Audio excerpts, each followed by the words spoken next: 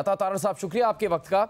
बहुत ही बड़ा security threat है जजेस को मशकूक खत लिखना, उन तक पहुंच जाना, और फिर ना सिर्फ इस्लामाबाद हाई कोर्ट बल्कि अब supreme court Lahore high court तक ये मामला चला गया।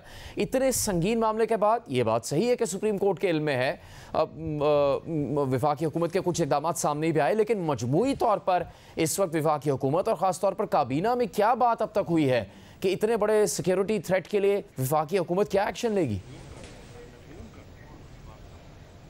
बहुत शुक्रिया जी जुनैद साहब, थैंक यू वेरी मच। पहली बात तो ये है कि इसको बड़ा संजीदगी से लिया जा रहा है और इस पर मुकम्मल तहकीकात कर रहे हैं। इसमें Islamabad police, counter terrorism department, interior ministry, वो तीनों जो हैं इसकी तहकीकात कर रहे हैं और इसका बाकायदा फोरेंसिक करवाया जा रहा है। जो सब्सटेंस, जो पाउडर लाइक सब्सटेंस पाया गया था, तो उसका फोरेंसिक टेस्ट करवाया जाएगा कि वो सब्सटेंस एक्चुअली है क्या। तो मैं ये समझता हूँ कि देखिए, कोर्ट प्रेमिसेस की जो सिक्योरिटी है, कोई भी पैकेज या पैकेट जब ऑनरेबल जज साहबान के चेंबर तक पहुंचता है, उससे पहले कोर्ट प्रेमिसेस के बाहर स्कैनर्स नस्ब किए गए हैं।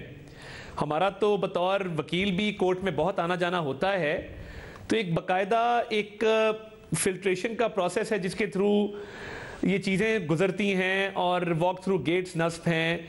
एक कमरा बनाया गया है चेकिंग के लिए, आप उससे गुजर के तो कोर्ट के अंदर दाखिल होते हैं।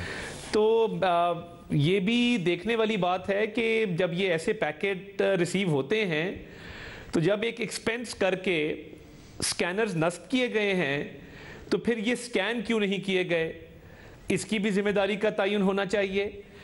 इसके साथ साथ ये एक संजीदा मामला और इसकी भरपूर तहकीकात होंगी और सच सामने आएगा कि ये किसने भेजा, कैसे भेजा और ये सब्सटेंस है क्या। और इस पर जदीद टेक्नोलॉजी के तहत इसका फोरेंसिक भी करवाया जा रहा है। मगर मैं ये भी समझता हूँ कि इसकी जो मीडिया कैंपेन और सोशल मीडिया कैंपेन चलाई गई, ये मामला मुझे लगता है कि इसके अंदर एक कोई शायद ऐसा आंसर भी शामिल है जो गैर संजीदा है। और सोशल मीडिया पे और मीडिया पे क्या सराइयों से मेरी गुजारिश होगी कि हमें परहेज़ करना चाहिए और इस पे स्पेकुलेशंस या इस पे एक बहस और एक जो डिबेट छिड़ पड़ी है, जब तक फोरेंसिक का रिजल्ट नहीं आ जाता, जब तक तहकीकाती इदारे इस पे को हतमी राय नहीं कायम कर लेते, तब तक आई थिंक ये जो रूमर मॉन्गरिंग है और जो क्या सराइयाँ हैं, इनसे परहेज करें तो बेहतर है। अच्छा अता तारड़ साहब, अब सुप्रीम कोर्ट ने तो फुल कोर्ट का इशारा दिया है। आज चीफ जस्टिस ऑफ पाकिस्तान ने इस हवाले से रिमार्क्स दिए अदालत में। समाअत 29 अप्रैल तक मुलतवी कर दी। तो जो हुकूमती कमीशन बनाया जाना था, उसका अब क्या होगा, उस पर वफाकी हुकूमत क्या सोच रही है? जब साबिक चीफ जस्टिस तसद्दुक़ हुसैन जिलानी माज़रत कर चुके हैं, उसकी तफसील और वजाहत भी आज अदालत के सामने पेश की गई। अटॉर्नी जनरल ने भी बात की, मजीद मौक़िफ़ भी सामने रखा गया। तो क्या वो कमीशन अब नहीं बनेगा या बनेगा, क्योंकि वो इख्तियार तो वफाकी हुकूमत ही का है? देखिए, मैं ये समझता हूँ कि ये मामला चीफ जस्टिस के पास गया। चीफ जस्टिस की सवाबदीद है कि वो अब इस मामले को आगे कैसे लेके चलते हैं, और अगर वफाकी हुकूमत को कोई किरदार अदा करने का कहा जाएगा चीफ जस्टिस की तरफ से तो ज़रूर अदा करेंगे। मगर अब ये क्योंकि जुडिशरी का इंटरनल मामला है जिसमें अब चीफ जस्टिस ने बेंच बना दिया है और मैटर सब जुडिस है, तो हम इसमें कोई और रोल प्ले कर नहीं सकते। मगर ये जो मैं एक बात कर रहा था कि जब ये प्रैक्टिस एंड प्रोसीजर्स एक्ट आया, जिसके तहत सीनियर मोस्ट 3 जजेस ऑफ द सुप्रीम कोर्ट को ये इख्तियार दिया गया कि वो बेंच तश्कील दें, तो बेंचेस को तश्कील देने का भी एक शफाफ और एक मुनसिफाना तरीका सामने आया। बंदियाल साहब के दौर में तो फर्द वाहिद फैसला करता था कि बेंच कौन सा तश्कील दिया जाएगा। तो जब शफाफियत भी आई है और कोर्ट ने आज आर्ग्यूमेंट्स भी एट लेंथ सुने हैं और 29 अप्रैल तक ये केस मुलतवी किया है, तो तब तक इंतजार करना ही बेहतर होगा। अच्छा अता तारड़ साहब, अब खबर ये जो सामने आई कि तसद्दुक़ जिलानी साहब को हुकूमत ने बताया कि फुल कोर्ट इजलास में आपके नाम पर इत्तफाक हुआ है, लेकिन पता ये लग रहा है या बताया जा रहा है कि अगर ऐसा हुआ नहीं था तो उन्होंने फिर मीटिंग के मिनट्स मांगे थे, उसके बाद उन्होंने माजरत की। यहाँ तक तो सही है कि वफाकी वज़ीर कानून ने उनसे मुलाकात भी की लाहौर में, इसकी अटॉर्नी जनरल ने भी तस्दीक की है, लेकिन ये क्या उन्हें गलत बताया गया कि उनके नाम पर मुकम्मल इत्तफाक हुआ है और जो नहीं हुआ था इस वजह से भी उनकी माजरत सामने आई कि वो नहीं कमीशन का सरबराह बनना चाहते?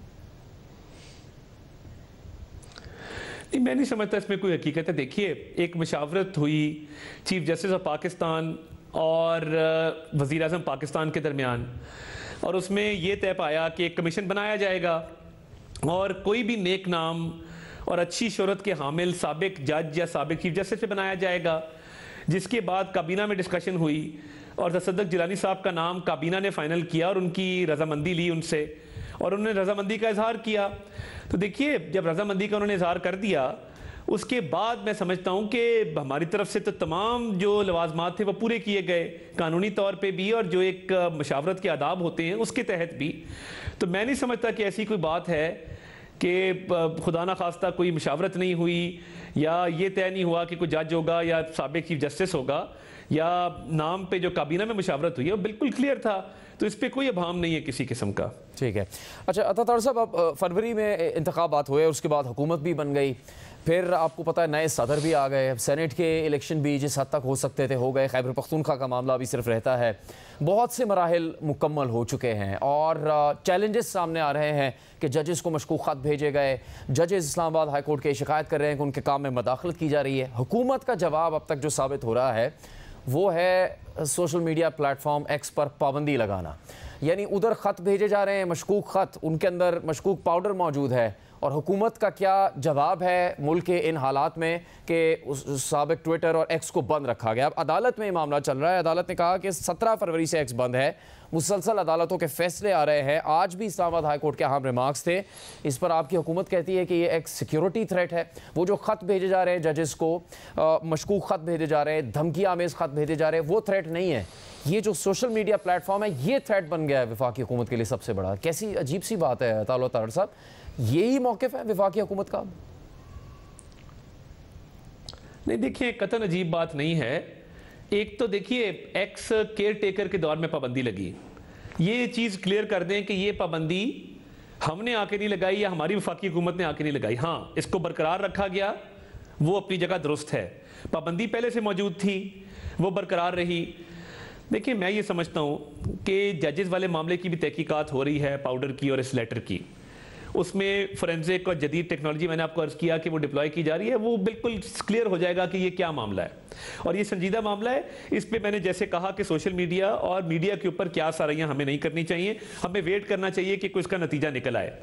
देखिए, जहाँ तक एक्स का मामला है, मैं तो ये समझता हूँ और मैं तमाम सोशल मीडिया प्लेटफॉर्म यूज़ करता हूँ, मगर जहाँ पे सोशल मीडिया प्लेटफॉर्म्स को इस्तेमाल किया जाता है स्टेट के इंटरेस्ट के ख़िलाफ़, जहाँ पे मुल्क दुश्मनों से फंडिंग लेके कुछ लोग बैठ के एक ऐसा प्रोपेगेंडा करते हैं जिससे इकॉनमी को भी नुकसान पहुँचाते हैं, शुहदा की भी तज़ीक करते हैं और मुल्क में एक अफरा तफरी का आलम फैला देते हैं। और सुबह को बंदा उठता है, वो कहता है आज क्यों ना पाकिस्तान की स्टॉक मार्केट को क्रैश कर दिया जाए, आज क्यों ना कियोस फैला दिया जाए। अब पीछे एक अफवाह फैला दी कुछ फॉरेन इन्वेस्टमेंट के हवाले से, बड़ी नामुनासिब थी। हाँ, मैं ये ज़रूर समझता हूँ कि एक कोड ऑफ कॉन्डक्ट हम अपने ऊपर लागू करें, तमाम पॉलिटिकल पार्टीज हों, तमाम जो जर्नलिस्ट की बॉडीज हैं वो हों, फ्रीलांसर्स हों, एक कोड ऑफ कॉन्डक्ट तय कर लें कि ये डूज एंड डोंट्स हैं। और ये पाबंदी असूली तौर पे मैं समझता हूँ नहीं होनी चाहिए, बट देन अगेन जब ऐसी स्टेटमेंट्स आती हैं जो नेशनल सिक्योरिटी को, नेशनल इंटरेस्ट को नुकसान पहुंचाती है, उसके अगेंस्ट सेफ गार्ड क्या है, हमारे पास क्या क्या मैकेनिज्म है कि उसको रोका जाए। मैं बिल्कुल इस बात का हामी हूं कि social media platform freely use होने चाहिए, बट फिर अगर स्टेट रेगुलेट करेगी, लेजिस्लेशन होगी, उस पर फिर बेजा तनकीद की जाती है। तो मैं तो ये चाहता हूं, और पार्लियामेंट का फोरम मौजूद है, क्यों ना एक कमेटी बना दी जाए, जॉइंट कमेटी, जिसमें अपोजिशन के मेंबरान भी हों, जिसमें सहाफ़ी भी हों, जिसमें सोशल मीडिया के वीलॉगर्स, यूट्यूबर्स भी हों, और एक कोड ऑफ कॉन्डक्ट पे एग्री कर लिया जाए। फिर जो उसकी खिलाफ वर्जी करे उसके खिलाफ सख्त से सख्त एक्शन लिया जाए। तो देखिए, ये दोनों चीजें हैं, एक तरफ आज़ादी इज़हार राय है और एक तरफ स्टेट का इंटरेस्ट है, और ये बड़ी थिन लाइन है इन दोनों के दरमियान, बड़ी फाइन लाइन है। वफाकी हुकूमत मुकम्मल तौर पर पाबंदी आयद करने का इरादा नहीं रखती इस प्लेटफॉर्म पर, यह आपका मौक़िफ़ है? देखिए, वफाकी हुकूमत चाहती है कि कुछ ना कुछ कवायद और ज़वाबित तय कर लिए जाएं, जिसके अंदर हम ये तय कर लें कि ख़वातीन को हम उनके ऊपर बेजा इल्ज़ामात, गालम गलोच, बद इखलाकी, बद तहज़ीबी नहीं करेंगे। जो आप कंटेंट देखें आता है, मतलब इंसान क्या कहे कि आप इकोनॉमी को भी नुकसान पहुंचाते हैं, आप पाकिस्तान के इंटरेस्ट को भी नुकसान पहुंचाते हैं। तो ये एक बैलेंस है जिसकी मैं बात कर रहा हूं कि हम एक खुद पे कोड ऑफ कंडक्ट लागू करें। चले, आपका चार्टर सही है, इससे मुताल्लिक आपका करें कि झूठी खबरें और फेक प्रोपेगेंडा नहीं फैलाएंगे, इससे और मैं हामी हूं कि ये बैन लिफ्ट होना चाहिए, मगर फिर ये कंडीशनैलिटीज हो कि हम फ्री स्पीच के राइट को मिसयूज करते हुए मुल्की मफाद को और मुल्की सिक्योरिटी को नुकसान नहीं पहुंचाए। ठीक है तातर साहब, एक और दिलचस्प मामला है वॉल्टन एयरपोर्ट लाहौर के हवाले से। ये aircraft owner and operators association ने अब उनके सेक्रेटरी जनरल ने खत लिखा है, वज़ीर दिफा को मुखातिब किया है कि 350 अरब रुपए मालियत की जो ज़मीन है जगह, उसका 50 अरब में सौदा हो गया और उसमें से भी सिर्फ 1 अरब मौसूल हुए हैं। अब हैरानकुन बात यह है कि ये ख़त सामने आने के बाद तहरीक इंसाफ जो कि इस वक्त हुकूमत में नहीं है, उनकी जानिब से भी तनकीद की जा रही है आपकी हुकूमत पर। लेकिन अगर ये मामला ये इल्ज़ाम या ये स्कैंडल सच नहीं है तो फिर आप और आपके साथी मुस्लिम लीग नून में जब तहरीक इंसाफ की हुकूमत थी तो इतनी बड़ी बड़ी प्रेस कॉन्फ्रेंस आपने क्यों की? एहसन इकबाल साहब ने 2021 में गालिबन कहा कि इस मामले की तहकीकात होनी चाहिए वॉल्टन एयरपोर्ट के मामले की। तो अगर ये सच नहीं था तो फिर आप क्यों इसके खिलाफ आवाज़ उठा रहे थे? और अगर ये सच था तो फिर आपकी हुकूमत बनने के बाद इस मामले पर आपकी जमात और आपकी हुकूमत चुप कर क्यों बैठ गई है?